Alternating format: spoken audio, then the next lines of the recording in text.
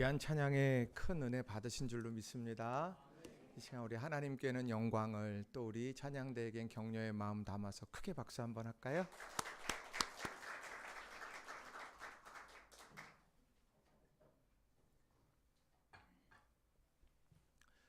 이 시간 우리 전후좌우에 계신 분들과 함께 우리 축복의 인사 함께 하겠습니다. 옆 사람 보시고요. 내가 사랑하는 거 알지? 이렇게 한번 해봅시다. 네, 네. 다시 인사합니다. 당신을 뵈니 주님 뵌 듯합니다. 네, 여러분들 믿음 안에서 성도의 교제가 우리를 견고하게 세워주는 거예요. 그걸 꼭 기억하시고 여러분 믿음으로 서로를 지지해주고 격려해주면서 달려가는 우리 성도님들이 다 되시기를 바랍니다. 사람들이 이제 익숙한 환경 또 익숙한 삶에서는 평안함을 느낍니다. 그래서 멀리 타지에 갔다가도 이제 동부간선도로만 타도 아니면 저쪽에서 뭐 신내동 표시만 봐도 우리가 그냥 마음에 그냥 뿌듯하고 편안함을 느끼게 됩니다. 근데 낯선 곳에 가면 뭐 이런저런 뭐 그냥 뭐 도로 표지판이든 무슨 지명이든 봐도 아유 이거 어떡하나, 잘못 가면 어떡하지 하는 이런 생각을 많이 하게 됩니다. 또요, 익숙한 사람들끼리 함께하면 참 편안합니다. 뭐 야 너 왜 그러냐, 뭐 이러냐 저러냐 그러고 뭐 막 이야기를 하는데 낯선 사람들 앞에 가면 어떻습니까? 그렇게 해서 이렇게 하고서 요조숙녀로 이렇게 변하고 막 이제 우리 그러지 않습니까? 그러니까 낯선 것과 익숙한 것, 거기에는 우리에게 주는 영향이 참 남다르다는 겁니다. 근데 여러분은 익숙한 환경이 좋습니까? 낯선 환경이 좋으십니까? 아마 익숙한 환경이 다 좋으실 거예요. 근데 오늘 말씀은 어떤 말씀이냐면요, 익숙한 환경이 아닌 아주 낯선 환경 속에 있는 사람들에게 하나님께서 주신 말씀이라는 겁니다. 내가 선택해서 낯선 곳으로 간 게 아니고요, 다른 사람들에 의해서 어쩔 수 없이 원하지 않았지만 낯선 환경 속에 놓여지게 된 사람들, 그 사람들에게 주신 말씀이라는 겁니다. 기대가 벗어난 곳이라고도 말할 수 있을 것이고 이해할 수 없는 상황과 환경이라고도 말할 수 있을 겁니다. 4절의 말씀을 보시게 되면 이렇게 기록을 합니다. 만군의 여호와 이스라엘의 하나님께서 예루살렘에서 바벨론으로 사로잡혀 가게 한 모든 포로에게 이같이 말씀하시니라. 만군의 여호와 이스라엘 하나님께서 예루살렘이라고 하는 익숙한 곳에서 바벨론이라고 하는 낯선 곳으로 간 이들, 그것도 사로잡혀 가게 했던 포로들, 이들을 향하여서 주시는 말씀이 오늘 본문의 말씀이라고 하는 겁니다. 그러니 오늘 우리가 아이고 하나님, 나는 이런 환경 난 원하던 적도 없고 나는 이런 낯선 환경 나는 도저히 받아들일 수가 없어요. 나는 여기서 도대체 뭘 해야 합니까? 부정하고 아니면 외면하고 아니면 도피하고 뭐 얼마든지 다른 방식으로 내 마음이 자꾸 움직여가고 있을 그때 과연 우리 그런 희망이 사라져버린 듯한 그런 상황 속에서 과연 우리는 믿음의 사람으로서 어떻게 살아가야 되겠나? 오늘 그것을 두 가지로 우리들에게 말씀을 해주고 계시다는 거예요. 바라긴 이 두 가지의 말씀을 오늘 여러분들과 함께 나눌 때 여러분 이 말씀을 굳게 붙들고 믿음 안에서 승리하는 우리 모든 성도님들이 다 되시기를 바랍니다. 자, 첫 번째로는요, 현실을 적극적으로 수용해야 한다는 겁니다. 한번 따라해 보겠습니다. 현실을 적극적으로 수용해야 합니다. 자, 이 낯선 상황, 이 상황을요, 내가 받아들이는 용기가 있어야 되는 거예요. 지금 이건 내가 원하지 않은 상황이에요. 그러니까 내 삶의 일부가 아니다? 아니요, 그렇지 않아요. 이 삶도 내 삶의 일부고요. 하늘의 시장에서 이 참새가 이 두 아사리온에 팔리는 것, 그것도 하나님의 허락 없이는 안 된다고 말한다. 모든 것이 하나님의 섭리 가운데 있다고 고백하는데, 그럼 우리는 어떻게 해야 되냐? 그 상황을 적극적으로 받아들여야 드려야 한다라고 하는 거예요. 왜 그럴까? 자, 오늘 본문에 보면 5절과 6절에 보면은요, 하나님께서 이해할 수 없는, 지금 이해할 수 없는 상황으로 여기 놓여 있는데 또 이해할 수 없는 말씀을 하시더라는 거예요. 자, 5절 6절 말씀을 우리가 같이 한번 읽어 보겠습니다. 예레미야 29장 5절 6절 시작. 너희는 집을 짓고 거기에 살며 텃밭을 만들고 그 열매를 먹으라. 아내를 맞이하여 자녀를 낳으며 너희 아들이 아내를 맞이하며 너희 딸이 남편을 맞아 그들로 자녀를 낳게 하여 너희가 거기에서 번성하고 줄어들지 아니하게 하라. 아멘. 자, 여기에서 이 낯선 환경 이해할 수 없는 이런 상황인데 뭐라고 말을 하느냐? 지금 포로로 끌려간 1세대를 향해서는 이렇게 말해요. 집을 짓고 거기에 살며 텃밭을 만들고 그 열매를 맺어라. 아내를 맞이하여 자녀를 낳아라. 이렇게 이야기를 합니다. 지금 내가 원했던 자리가 아닌데, 하나님, 나는요 예루살렘에 있을 사람이지 이 낯선 땅 바벨론의 포로로 살아갈 사람이 아니야. 내가 그거 한 번도 원한 적이 없는데 왜 여기다 갖다 놓으시고, 그리고 여기서 왜 텃밭을 만들라고 말하고 집을 지으라고 말하고 거기에 살라고 말하고 거기에서 가정을 일구라고 왜 말씀하세요? 내가 있을 자리가 아닌데. 근데 하나님은 그 얘기를 하세요. 근데 이거 그냥 받아들일 만해요. 그래요, 내가 그렇게 할게요. 근데 그 뒤에 뭐라고 말을 합니까? 너희 아들이 아내를 맞이하며 너희 딸이 남편을 맞아 그들로 자녀를 낳게 하여 너희가 거기에서 번성하고 줄어들지 아니하게 하라. 아니, 내 세대에서 이건 나 끝내고 싶은데요. 내가 지금 이 익숙하지 않은 이 상황, 낯선 상황, 오고 싶지 않았던 상황, 그런데 내가 여기서 끊어내고 싶은 것이 부모된 내 마음인데 내 자녀들도 이 자리에서 머물면서 가정을 일구면서 살아가라니요. 하나님, 이게 도대체 뭡니까? 근데 이게 하나님께서 직접 하신 말씀이라고 하는 겁니다. 너희가 거기에서 번성하고 줄어들지 아니하게 하라. 하나님은 왜 낯선 곳에서 번성을 위해서 달려가라고 왜 이야기를 하실까요? 이것은요, 익숙치 않은 상황에 딱 놓여지게 될 때 우리는 주로 몇 가지의 태도가 나옵니다. 하나는 뭐냐? 부정해요. 이건 아니야, 꿈일 거야. 이거 말도 안 돼. 또 어떤 때는 뭐 합니까? 도피합니다. 도망치면 아무도 못 찾겠지. 그렇게 할 때가 있어요. 또 무관심할 때도 있어요.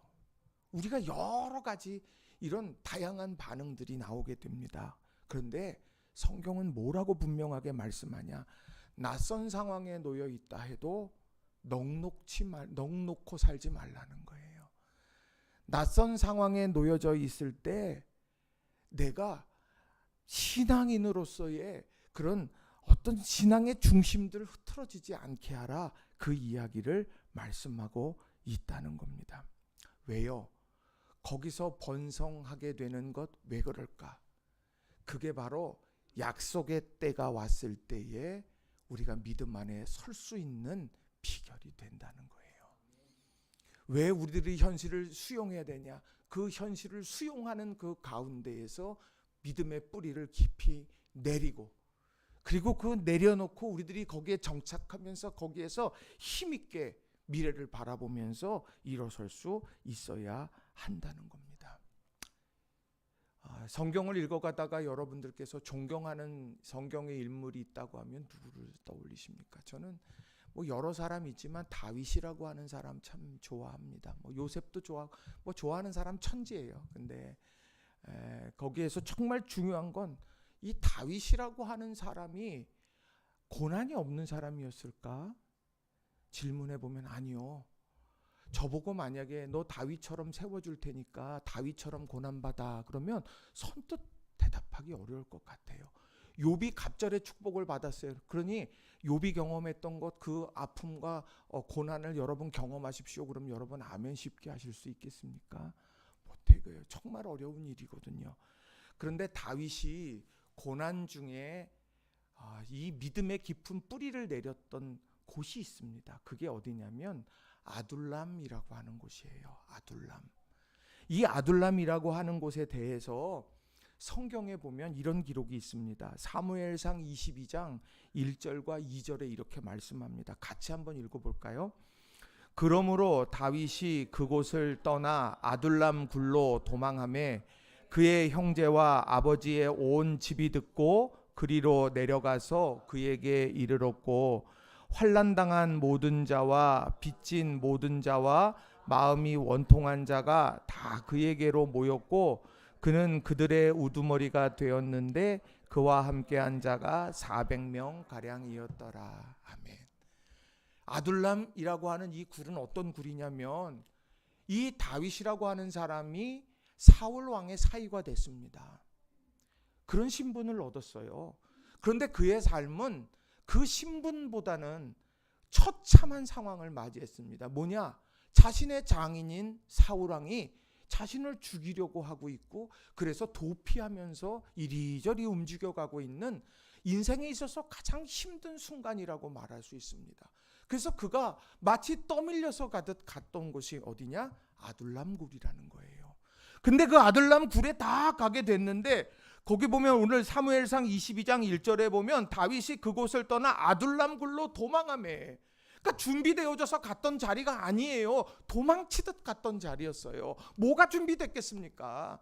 근데 그 굴에 딱 가게 됐는데 그때에 누가 몰려들기 시작했냐? 그의 형제와 아버지의 온 집이 듣고 그리로 다 같이 오게 됐어요. 가족이니까 그럴 수 있지. 우리 그렇게 얼마든지 말할 수 있어요. 그런데 2절에 보면 환난당한 모든 자와 빚진 자와 마음이 원통한 자가 다 그에게로 모였다. 아픔당한 아픔 있는 자들이 모두가 다 모였어요. 그리고 그 자리에서 우두머리가 됐대요, 다윗이. 근데 그 사람이 400명이나 된다는 거예요. 우두머리인데 400명이나 되어지는 식솔들이 있는데 오늘 거기에서 마음이 원통하고 힘들고 빚진 자고 고통 속에 있는 사람들이 모였는데 어떻게 이 사람들을 세워갈 수 있을까? 뭐 그런 고민이 안 되겠습니까? 그런데 오늘 이 400명이 나중에 어떤 역할을 하느냐?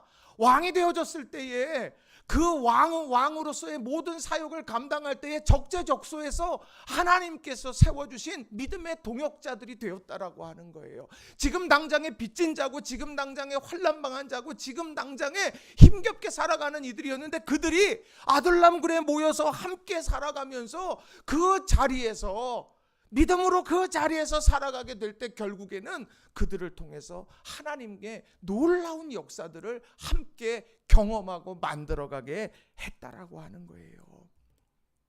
낯선 상황. 다윗이 아니 하나님 이럴 거면 뭐하러 나 골리앗 앞에 나가서 싸워서 이기게 하셨어요. 그냥 놔두시지. 그러면 나 지금 아버지 집에서 양치다가 어느 순간 되어지면 내가 좀 그래도 좀 재산도 좀 얻게 되고 그러지 않겠어요. 나 그저 보통 사람으로 살고 싶은데 왜 굳이 나를 골리앗과 싸워 이기게 하셨어요 하나님. 원망하고 아둘람굴에서 땅을 치면서 난 하나님 나 이제 안 믿어요. 얼마든지 그럴 수 있지 않았겠습니까? 아니 내가 사울왕의 사위가 되겠다고 누가 그랬어요? 난 그런 적 없어요. 그거 정한 거는 사울왕이 정한 거 아닙니까? 내 의지가 아니에요. 근데 내가 왜 이 고통을 당해야 됩니까? 거기다가 나 혼자 건사하는 것도 어려운데 아둘람굴에 딱 있는데 400명이 몰려와요. 하나님 이게 도대체 뭡니까? 내게 좀 도움될 사람을 좀 보내주셔야지. 그래야 내가 어떻게든 제기할 수 있지 않겠어요? 하나님 이렇게까지 하셔야 되겠어요? 아니 그런 마음 들지 않겠느냐는 거예요. 그런데 그 순간에는 그럴지 모르는데 그 낯선 환경 속에서 믿음 그것을 수용하고 믿음의 중심과 뿌리를 내려가게 됐더니 결국에는 하나님께서 머지않은 장래에 다윗을 왕으로 세워가셨고 그리고 그들을 통해서 아름다운 하나님의 역사의 하모니를 만들어 냈다는 거예요. 저도 이렇게 지나오면서 사람들 만나면서 보니까 어렵고 힘들 때 함께 했던 사람들이요 진짜 마음을 나누고 힘이 되더라고요. 그래서 학교 다닐 때 같이 만났던 사람들 그 사람들이 훨씬 더 심중에 있는 이야기도 하고 또 여러 고민도 함께 더 나누기 참 좋더라고요. 근데 지금 이제 어떤 사람들을 만나게 되면 아이고 이게 참 마음 터놓는 게 참 힘들고 어렵다라고 하는 거예요. 세상이 그래요. 그렇지만 우리 믿음의 공동체 안에서 우리가 낯선 상황 속에 뿌리를 내리고 어제와 다른 오늘일 수 있겠죠. 이건 도대체 내가 원하지 않았던 일인데 이 상황에 놓여져 있는 그런 순간도 있겠죠. 그러나 우리가 그 상황 속에서 이 현실을 적극적으로 수용해 가고 그 현장에, 이건 타협하란 얘기가 아니에요. 그 현장을 인정하고 이 속에도 하나님의 섭리의 역사는 반드시 이루어지고 계획되어 있다. 이것을 기억하면서 나아가는 저와 여러분이 다 되시기를 주님의 이름으로 간절히 축원합니다. 우리의 인생은 가보지 않은 길을 가는 거예요. 그렇죠? 가보지 않은 길을 가는 건데 신기하게 그 길이 언제 열리냐? 내가 한 걸음 내어 디디면 그 한 걸음이 밝아오는 거예요. 그게 하나님의 약속의 방법이에요. 내가 저 멀리까지 하나님이 다 보시게 하고 하지 않아요.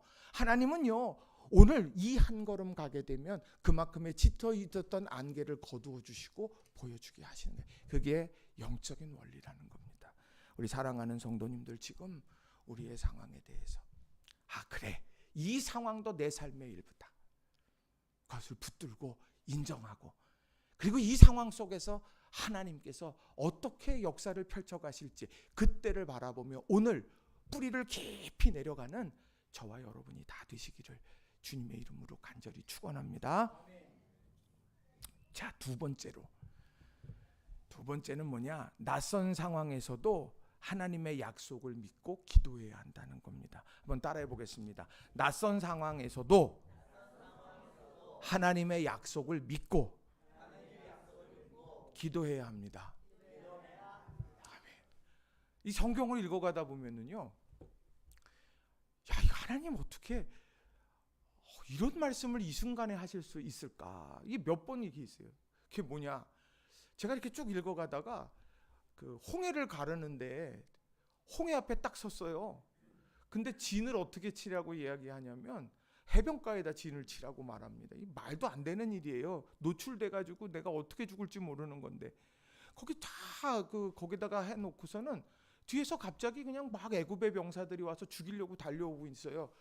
그러면 그냥 생각에, 야, 뒤에 돌아서 뭐 몽둥이든 뭐든 들고서 이제 싸워. 여기는 막다른 골목이야. 이럴 것 같은데 뭐라고 말하냐? 너희는 가만히 있어. 내가 하는 일을 보래요. 아니, 가만히 있을 때입니까? 이게 도대체 어떡합니까? 또 신약 성경도 읽어가다 보면 그래요. 빈들에서 이렇게 있는데, 빈들에서 빌립이 이야기하잖아요. 제자들이 가서 해도 저물었고 사람들도 배고파하는데 지금 저들 동리에 들어가서 각자 사 먹게 하십시다 그랬더니 예수님이 뭐라고 말씀하시냐? 너희가 먹을 걸 주라, 이렇게 이야기합니다. 아니, 지금 딴 사람은 몰라도 예수님 우리 아시잖아요. 3년을 같이 살아가고 있는데 내 형편이 어떤지 뻔히 아는데 너희가 먹을 걸 주라니요?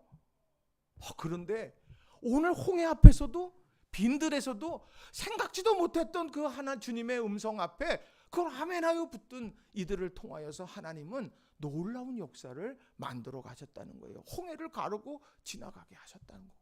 또 빈들에서요, 그 광주리 12광주리가 남게 되는 놀라운 은혜를 우리에게 허락해 주셨다는 거죠. 그 하나님이 오늘 우리들에게도 동일하게 말씀하고 있다는 거예요.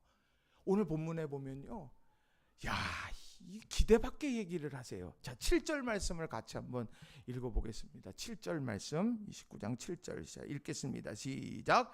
너희는 내가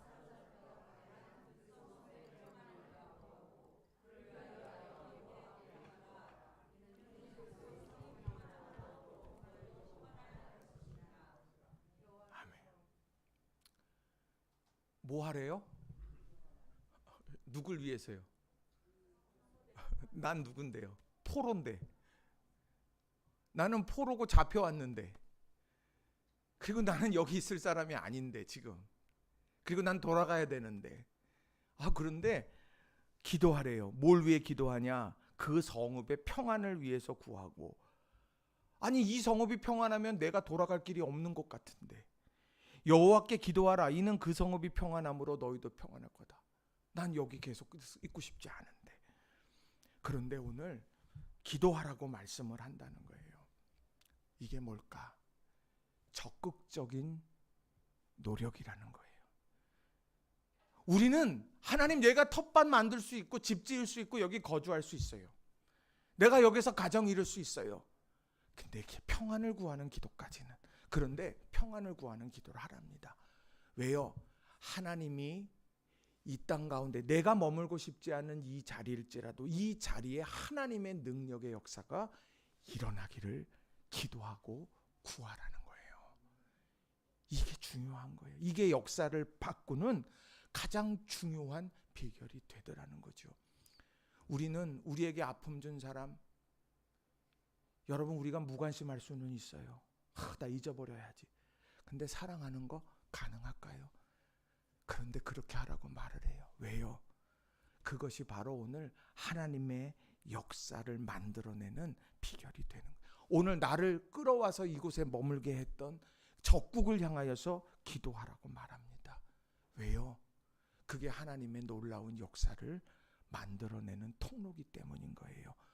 근데 그것을 너무도 구체적으로 10절에서 이렇게 말씀을 합니다. 왜 기도해야 되는지, 무엇이 내게 있기에 기도하는지 10절에 보면 이래요.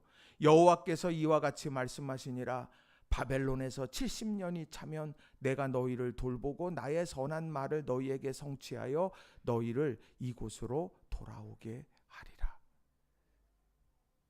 그 성읍이 혼란해야 내가 집으로 돌아갈 것 같아요. 거기에 있는 모든 것이 다 뒤집어 엎어져야 그래야만 될 줄로 알아요. 그 환경이 나를 그렇게 몰아갈 것 같아요. 근데 아니라 하나님께서 내가 바벨론에서 70년이 차면 너희를 돌보고 내 선한 말이 너희에게 성취되어져서 너희가 있어야 될 그곳으로 내가 돌아가게 할 거다. 이 약속을 내가 믿느냐? 그러면 기도해야 된다. 이 이야기를 말씀해주고 있다라고 하는 거예요. 여러분, 하나님을 믿으십니까? 환경이 나를 끌고 간다고 생각하세요? 여러분 삶을 놓고 보세요. 환경이 끌고 가든가요? 환경이 우리들에게 자극을 줄 수 있어요. 근데 믿음의 사람들은 어떠냐? 그런 상황에서요, 하나님을 믿기 때문에 기도하고 하나님을 믿기 때문에 기도하면서요, 새로운 도전을 해 간다는 거예요. 지난주 금요일에 우리 지방의 교회학교 연합회장님께서 이제 인사차 이제 오셨습니다. 제가 우리 중랑 지방에 이제 교육부 총무직을 이제 2년 동안 감당을 하게 됐기 때문에 또 이제 교회학교 연합회장님이 또 여러 또 물으실 것도 있어서 우리 교회에 찾아오셨습니다.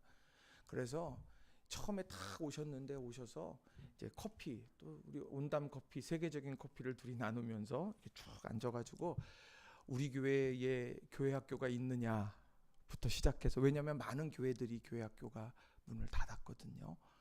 그리고 몇 명 정도가 있느냐, 교사는 몇 분이냐, 이제 이런 실제적인 얘기를 하다가 목사님 저에 대해서 궁금하시죠? 그래서 내가 했다.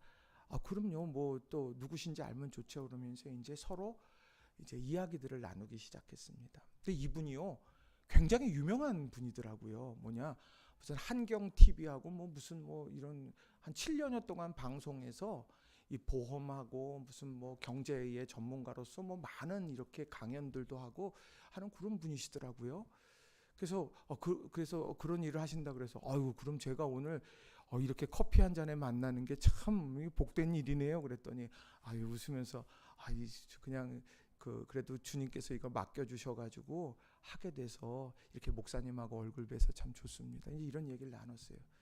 그러면서 어떤 얘기를 했느냐, 지나온 삶의 이야기를 나눴어요.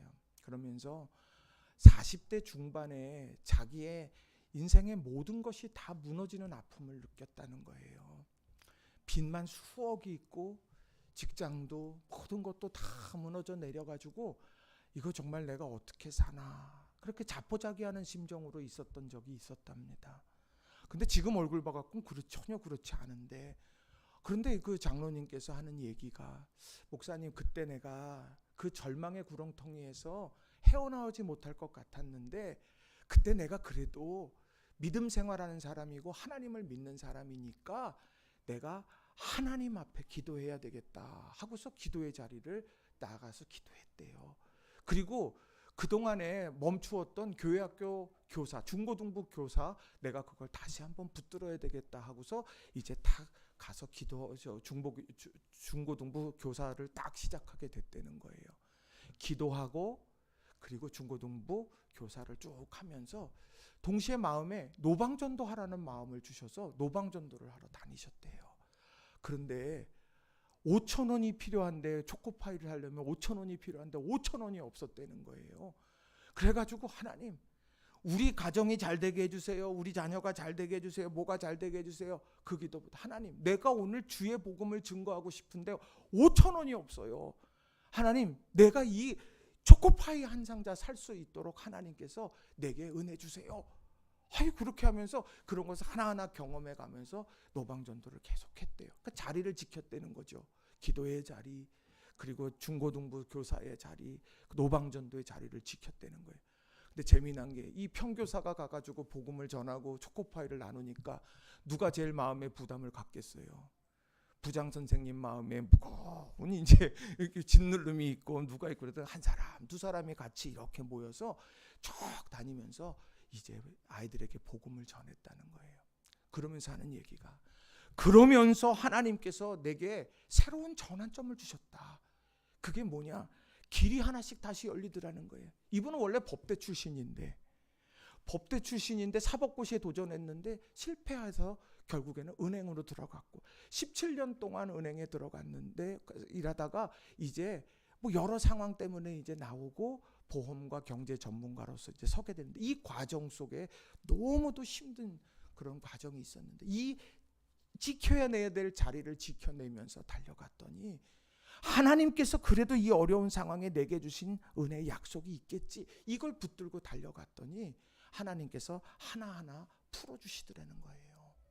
그러면서 그 간증을 하는 거예요. 그러면서 갑자기 저한테 이렇게 핸드폰을 보여주면서 우간다에 있는 교회 사진을 하나 딱 보여주는 거예요. 여러분 우간다 가보셨어요? 똑같은 심정이에요. 내가 무슨 거기를 어떻게 알아? 근데 그 우간다 땅이 그렇게 비옥한데 이슬람에서 쫙 와가지고는 이슬람 그 마을에 이슬람 사원을 지면 그 마을이 다 이슬람이 되는 거고, 교회를 지으면 교회에 다 기도 크리스찬들이 된다는 거예요. 근데 하루는 교회에 그 집회하는 목사님이 오셔서 이제 그런 사역에 대한 이야기를 하는데 가슴이 뜨거웠다는 거예요. 주님, 나는 지금 돈도 없는데, 근데 뜨거운 그 열정이 딱 있는데 갑자기 자기도 모르게 저도 해외에 한번 교회 건축했으면 좋겠습니다, 그런 마음을 이렇게 가졌다는 거예요. 그러니까 자기도 말해놓고서는, 품어놓고서는, 아유, 나 지금 이게 뭐냐, 내가 이 상황에서 이거 할 수 없는데, 아이고, 그런데 한참 있다가 연락이 왔다는 거죠.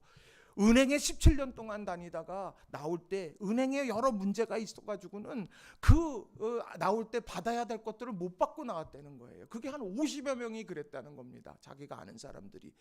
아니, 그런데 어떡하지 하고, 에이, 이제 모르겠다, 그건 나는 상관없는 거다 그러고서 쭉 있었는데 그 중에 2명에게 기회가 주어져 가지고는 그가 받지 못했던 것을 받게 하시더라는 거예요.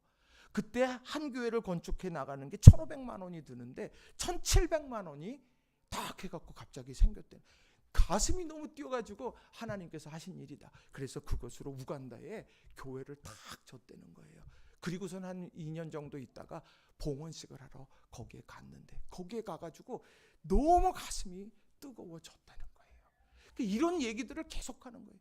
목사님, 딴 사람들은 월화수목 금금금 그래갖고 일을 하면서 하루하루 살아가지 않으면 안 되고 그렇게 살아가서 부자 되려고 하는데, 목사님, 저는요 지금 월화수목 금 일하고 토요일 노방전도하고 금요일 교회 일하고 하면서도 하나님께서 내게 월 1,000만 원 이상의 수익을 주신다고. 그러면서 하는 얘기, 또 여러분들은 아유 뭐 그럴 만한 이유가 있겠지 그러시지 몰라. 여기서 중요한 건 뭐냐, 그가 가지고 있었던 하나님께서 이렇게 우리 삶을, 날 이렇게 내가 가장 어렵고 힘들었던 순간에 나 자신도 희망이 없어서 내려놓고 싶던 그 순간에도 하나님은 이런 걸 계획하고 계셨다. 그거를 내가 가슴속에서 깨달아지니까 내가 이제 만나는 사람들에게 가서 이거 전하고 싶어요. 하나님, 목사님, 내가 어린아이들 교회학교 연합회 회장을 맡았는데 이 어린아이들 한 사람 한 사람들에게 무언가 그런 선한 영향력들을 주면 좋겠어요. 내가 경험하는. 그러면서 저기서요 그 얘기를 한참 하는데, 처음에 무슨 얘기했다고요? 교회학교가 몇 명 모여요, 선생님은 몇 명 돼요, 그렇게 얘기하다 이 얘기를 하는데 둘이 막 그냥 너무 좋아가지고 막 그냥 내가 언제 그분이랑 얘기를 했겠어요. 막 둘이 앉아가지고는 막 그렇죠, 막 우리 이런 걸 해야 됩니다. 그래서 그러다가 예배 못 드릴 뻔했잖아요. 8시 반에. 근데 중요한 건 뭐냐, 믿음 안에서 여러분 이걸 꼭 기억하셨으면 좋겠어요. 그 장로님에게만 그런 일이 있겠어요? 아니잖아요. 아직 우리가요, 지금 내가 가장 힘들고 어려운 이 자리에 머물러서 아직 도래하지 않은 약속의 때 그 자리에 있는지 몰라요. 근데 그 자리에서 우리가 지금 해야 될 건 뭐냐, 그 성읍의 평안을 위해서 기도한다. 왜요? 하나님께서 이루시고 역사해 주시고 펼치시고 결실하게 하는 모든 것은 하나님의 손에 있는 것을 믿어요. 내가 지금 예루살렘에 있어도 바벨론의 포로로 와 있어도 이것을 만들어 가시고 이끌어 가실 분은 하나님이시다. 이 중심을 굳게 붙잡는 게 우리에게는 정말 중요하다는 거예요. 여러분, 하나님이 여러분의 삶을 책임지실 줄 믿으십니까? 이 신앙이 오늘 우리를 살게 하는 거예요. 아무것도 가진 것 없어도. 저 부자처럼 보여요? 그렇게는 보일 거예요. 그렇진 않아도. 가진 건 없어 보여도, 없어도 하나님 함께 해주시면 오늘 우리 인생에 어떤 변화의 역사가 일어날지 모른다. 내가 지금껏 과거의 여러 일들을 놓고 보면서, 하나님, 지금 바벨론이 웬 말입니까? 내 인생 나 이렇게 안 살아요. 나 이거 하나님 살아계시면 이럴 수 없어요. 아니요, 거기서 어떤 역사 일어날지 모른다라고 하는 거예요. 여러분, 자녀 위해 기도할 때 어떤 기도하세요? 어떤 기도하세요? 이 믿음의 중심을 굳게 세워달라고, 성읍을 위해서 기도하고 미래를 위해 기도하고, 오늘의 힘겨운 순간에 있어도 그 순간에 하나님이 역사해 주시기를 기도하는 저와 여러분이 다 되시길 주님의 이름으로 간절히 축원합니다. 11절 말씀 보시면 이렇게 기록을 해요. 이걸 붙들어야 돼요. 여호와의 말씀이니라 너희를 향한 나의 생각을 내가 아나니 평안이요 재앙이 아니니라 너희에게 미래와 희망을 주는 것이니라. 이걸 자녀에게 심어주셔야 돼요. 이걸 여러분이 품으셔야 돼요. 이걸 여러분이 전하셔야 돼요. 우리 옆 사람하고 인사합시다. 내일이 기대됩니다. 우리 한번 해봅시다. 내일이 기대됐습니다. 다시 한번 인사합시다. 하나님 함께 하시면 역사가 일어납니다. 여러분 힘내십시다. 힘내십시다. 우리 그래서 우리 성도님들이 잘 힘내서 달려가고 우리가 하나님께서 하신 일을 증언해가는 저와 여러분이 되시기를 바랍니다. 말씀 정리합니다. 오늘 말씀은요, 현실에 뿌리 내리는 신앙인, 현실을 부정하지 마세요. 힘든 것도 내 삶의 일부예요. 즐거운 것도 내 삶의 일부예요. 힘들 때 하나님께서 이 상황을 우리가 수용하고 이걸 붙들고 기도하며 갈 때 놀라운 역사 일어나는 거예요. 그리고 그 자리에서 머물러 가만히 있는 게 아니라 그 자리에서 기도하는 거예요. 그러면서 주님의 역사를 이루는 우리 성도님들 되기 바랍니다. 우리 말씀 기억하면서 같이 통성으로 기도했으면 좋겠어요. 하나님, 내가 현실 외면하지 않고 현실의 뿌리를 내리겠습니다. 그리고 내가 그 현실의 뿌리를 내리면서 힘든 이 어둠의 깊은 밤이라 할지라도 기도하겠습니다. 왜? 하나님이 하시면 되는 일이니까. 우리가 이런 믿음 놓치지 않게 해주시고 포기하지 않게 하옵소서. 이 시간 주님 이름 한번 부르시고 통성으로 같이 우리 기도하겠습니다. 기도하십시다. 주여